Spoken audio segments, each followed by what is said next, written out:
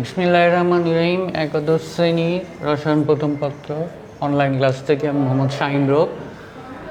আজকে চতুর্থ অধ্যায়ের রাসায়নিক পরিবর্তন, যেটা আমরা অনেক আগেই শুরু করেছি, লবণের জলীয় দ্রবণের অম্লীয় ও ক্ষারীয় প্রকৃতি নিয়ে আলোচনা করব। অ্যাসিডের জলীয় দ্রবণ অম্লধর্মী ও ক্ষারের জলীয় দ্রবণ ক্ষারীয়, কিন্তু প্রশম্য লবণের জলীয় দ্রবণে pH 7 চেয়ে কম বা বেশি, অর্থাৎ প্রশম্য হওয়ার পাশাপাশি কখনো অম্লীয় আবার কখনো ক্ষারীয় হতে পারে। এর কারণ দ্রবণে এটি আদ্য বিশ্লেষিত হতে পারে।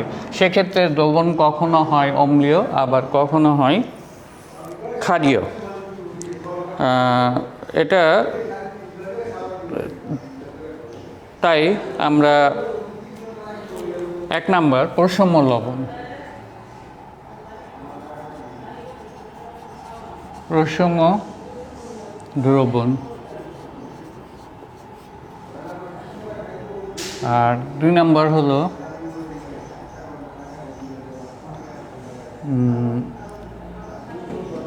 অম্লীয় দ্রবণ,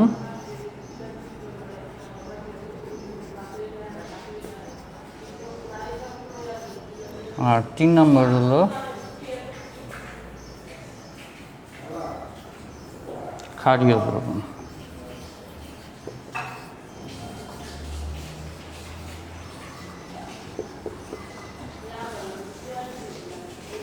আচ্ছা, প্রথম সমশক্তির অ্যাসিড ও ক্ষারকের লবণ জলীয় দ্রবণে শুধু আহ্নিত অবস্থায় থাকে, আদ্য বিশ্লেষিত হয় না। এই কারণে এই জাতীয় লবণের দ্রবণে কোনো হাইড্রোজেন আয়ন উৎপন্ন হয় না, তাই এই দ্রবণ প্রশম্য থাকে, অর্থাৎ pH = 7, pH = 7, pH = 7 হয়। কোনো হাইড্রোজেন আয়ন উৎপন্ন, যেমন HCl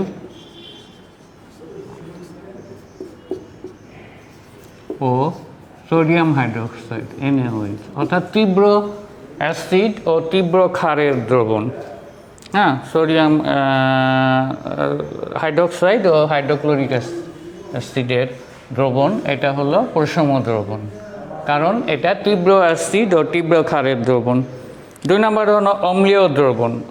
অসম শক্তির অ্যাসিড ক্ষারের লবণ জলীয় দ্রবণে আদ্য বিশ্লেষিত হয়ে দ্রবণে ওই অ্যাসিড ও ক্ষার উৎপন্ন করে। এদের মধ্যে তীব্র অ্যাসিড বিশ্লেষিত হয়ে দ্রবণে ওই অ্যাসিড ও ক্ষার উৎপন্ন করে। এদের মধ্যে তীব্র acid HCl, HBr, hydrogen iodide, sulphuric acid, nitric acid. মৃদু ক্ষার হলো ammonium hydroxide, aluminium hydroxide, ferrous হাইড্রোক্সাইডের লবণসমূহ জলীয় দ্রবণে আদ্য বিশ্লেষিত হয়। ফলে দ্রবণে তীব্র অ্যাসিড ও মৃদু ক্ষার উৎপন্ন হয়। তীব্র অ্যাসিড দ্রবণে আয়নিত হয়ে প্রচুর হাইড্রোজেন আয়ন উৎপন্ন করে। প্রচুর হাইড্রোজেন আয়ন উৎপন্ন করে। তীব্র অ্যাসিড দ্রবণে আয়নিত হয়ে প্রচুর হাইড্রোজেন আয়ন উৎপন্ন করে। মৃদু ক্ষারের আয়নীকরণে স্বল্প সংখ্যক OH আয়ন পাওয়া যায়, তাই মৃদু ক্ষার প্রশমিত হওয়ার পরও দ্রবণে হাইড্রোজেন আয়ন অবশিষ্ট থাকে। দ্রবণে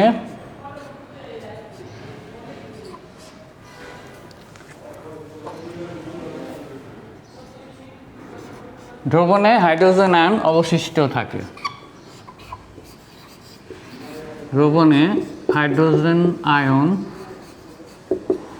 অবশিষ্ট থাকে,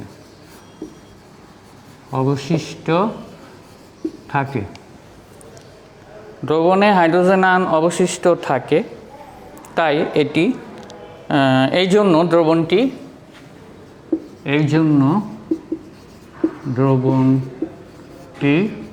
অম্লীয় হয়। আচ্ছা, 3 নম্বর হলো যেমন কপার সালফেট, অ্যালুমিনিয়াম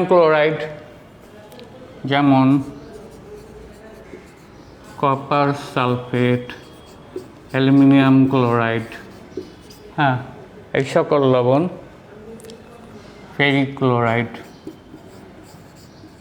এরা হলো, এদের জলীয় দ্রবণ হলো অম্লধর্মী।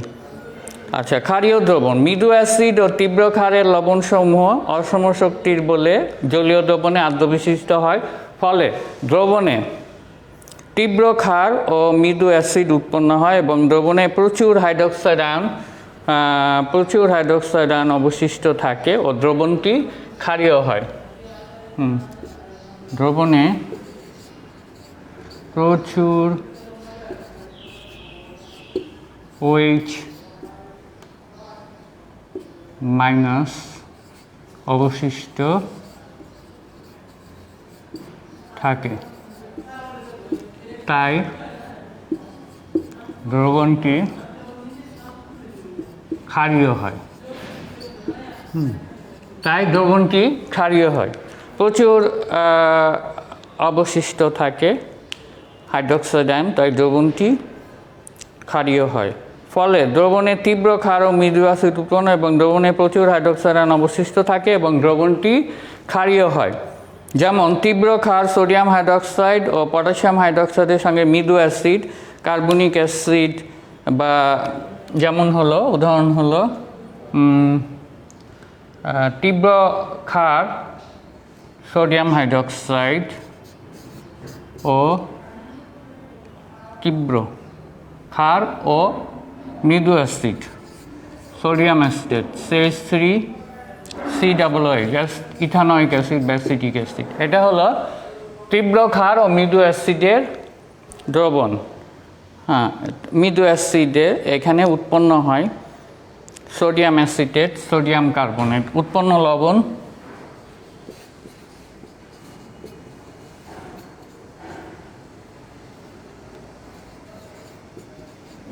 সোডিয়াম কার্বনেট,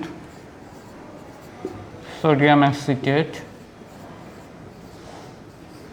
ইত্যাদি এখানে লবণ উৎপন্ন হয়। K3PO4 পটাশিয়াম ফসফেট, এর জলীয় দ্রবণ ক্ষারীয় হয়। যেমন সোডিয়াম কার্বনেটের সাথে পানি যোগ করলে সোডিয়াম হাইড্রোক্সাইড এবং কার্বনিক অ্যাসিড, সোডিয়াম হাইড্রোক্সাইড তীব্র ক্ষার, কার্বনিক অ্যাসিড মৃদু অ্যাসিড, কাজে দ্রবণটি ক্ষারীয়। পটাশিয়াম ফসফেট আর পানি, পটাশিয়াম হাইড্রোক্সাইড এবং ফসফরিক অ্যাসিড, পটাশিয়াম হাইড্রোক্সাইড তীব্র ক্ষার আর ফসফরিক মৃদু অ্যাসিড, কাজে এটি দ্রবণটি ক্ষারীয়। এখন পিএইচ সম্পর্কিত গাণিতিক সমাধান আমরা এখন দেখব।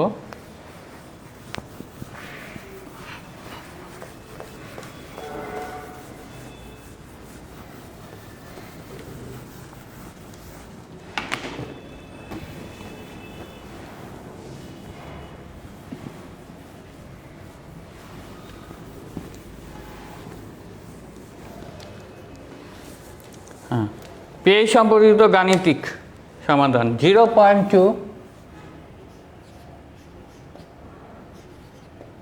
পিএইচ গণনা 0.025 মোলার HCl দ্রবণের পিএইচ নির্ণয় করো।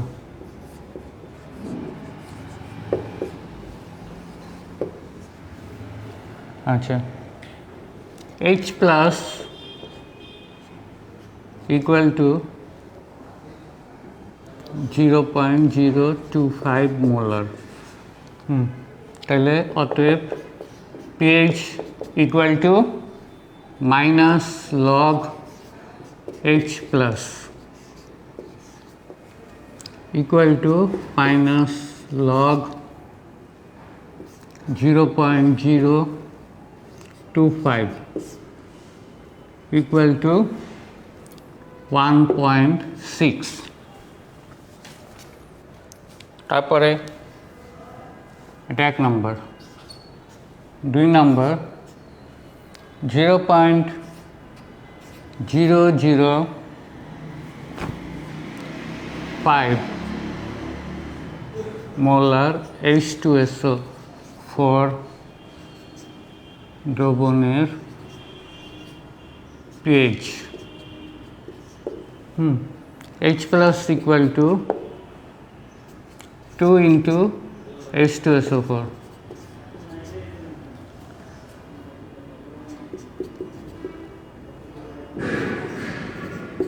2H plus SO4 2 minus equal to 2 into 0.005 equal to 0.01 molar. তাহলে অতএব pH equal to minus log of 0.01 equal to 2.0. তাহলে pH equal to 2.0 হলো 3 নম্বর 0.1 molar CH3 COOH Ka equal to 1.8 into 10 to the power minus 5 দ্রবণের pH গণনা করো। আচ্ছা Ka is equal to Ka equal to 1.8 into 10 to the power minus 5. C is equal to 0.1 molar. তাহলে অতএব alpha equal to root over Ka by C equal to root over 1.8 10 to the power minus 5 by 0.1 equal to root over 1.8 into 10 to the power minus 4 সমান সমান 1.3416 into 10 to the power minus 2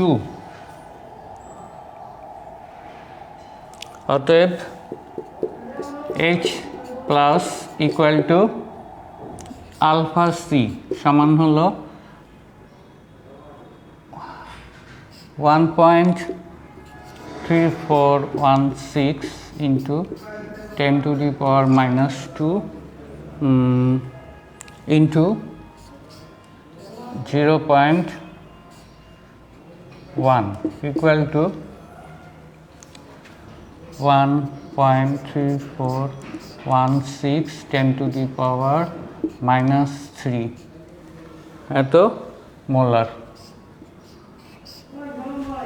ঠিক আছে তাহলে এত molar আসলো। তাহলে pH equal to এখান থেকে আমরা দেখি pH equal to minus log of H plus equal to minus log of 1.3416 10 to the power minus 3 equal to log 10 to the power 3 minus log 1.3416 equal to 3 minus 0.1276 equal to 2.872 আচ্ছা এই হলো আমাদের pH গণনা। এরপর আসো buffer দ্রবণ।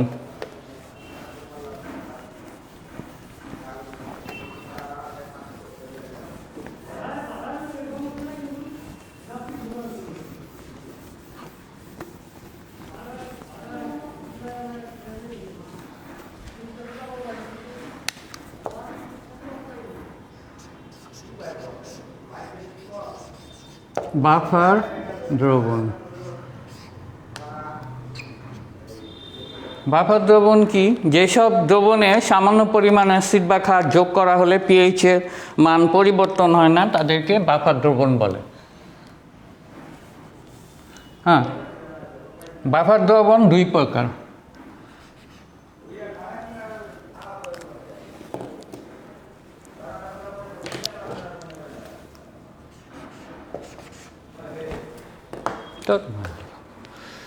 Buffer দ্রবণ হলো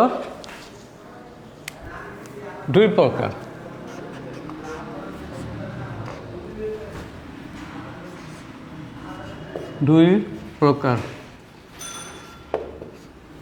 এক নম্বর হলো অম্লীয়,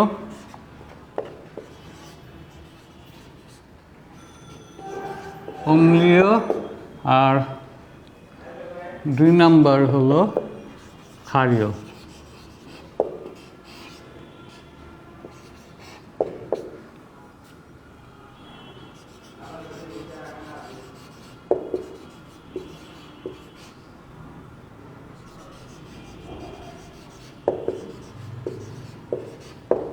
অম্লীয় বাফার দ্রবণ এবং ক্ষারীয় বাফার দ্রবণ। অম্লীয় বাফার দ্রবণ হলো অ্যাসিটিক অ্যাসিড,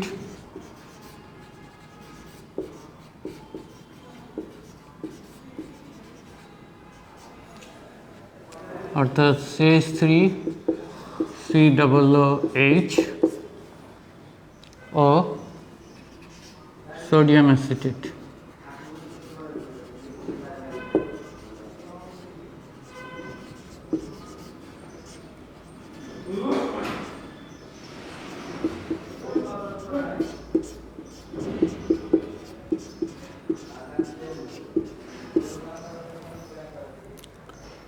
আর ক্ষারীয় বাফার দ্রবণ হলো মৃদু ক্ষার,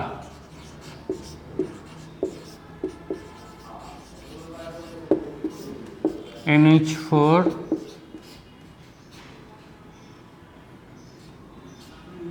NH4OH ও মৃদু ক্ষারের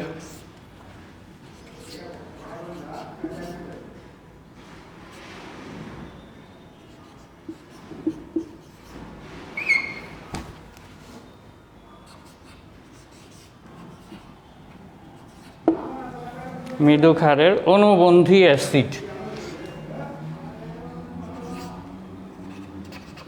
আল্লাহ, এত অত্যাচার, বিচার করার কথা।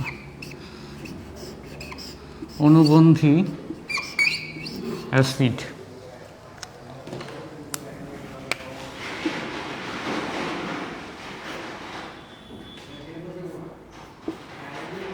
Ammonium chloride.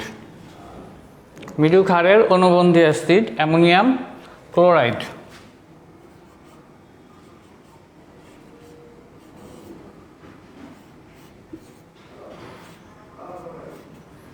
মৃদু ক্ষারের অনুবন্ধী অ্যাসিড অ্যামোনিয়াম ক্লোরাইড।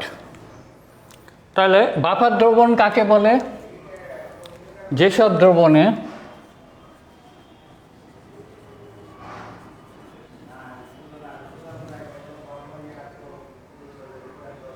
সামান্য পরিমাণে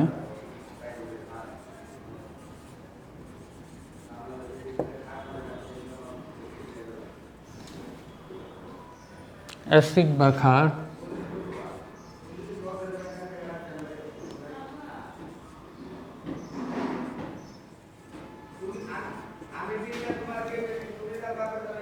যোগ করা হলে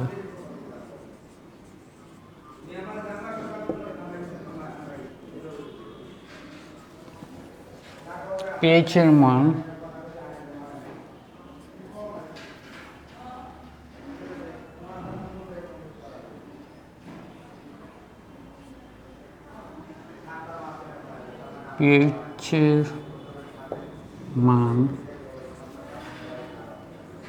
পরিবর্তন হয় না।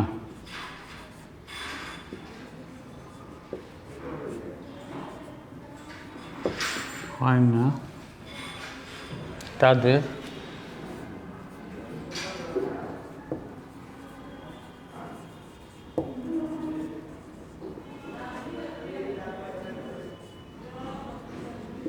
তাদের বাফার দ্রবণ বলে। বাফার দ্রবণ দুই প্রকার, একটা হলো অম্লীয় বাফার দ্রবণ আর অ্যাসিটিক অ্যাসিড এবং সোডিয়াম অ্যাসিটেট, আর ক্ষারীয় বাফার দ্রবণ হলো মৃদু ক্ষার অ্যামোনিয়াম হাইড্রক্সাইড, মৃদু ক্ষার অ্যামোনিয়াম হাইড্রক্সাইড ও মৃদু ক্ষারের অনুবন্ধী অ্যাসিড।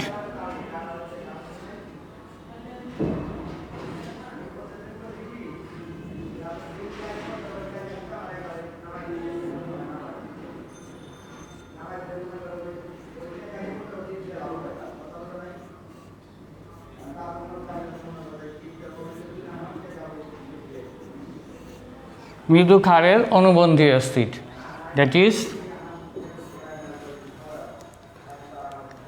Ammonium chloride. তাহলে আজকের মতন আমরা এই বাফার দ্রবণ নিয়ে আলোচনা করলাম। তাহলে আজকে আমরা সারাংশ হলো, আজকে আমরা লবণের জলীয় দ্রবণের অম্লীয় ক্ষারীয় প্রকৃতি নিয়ে আলোচনা করছি। অ্যাসিডের জলীয় দ্রবণ অম্লধর্মী এবং ক্ষারের জলীয় দ্রবণ ক্ষারীয়।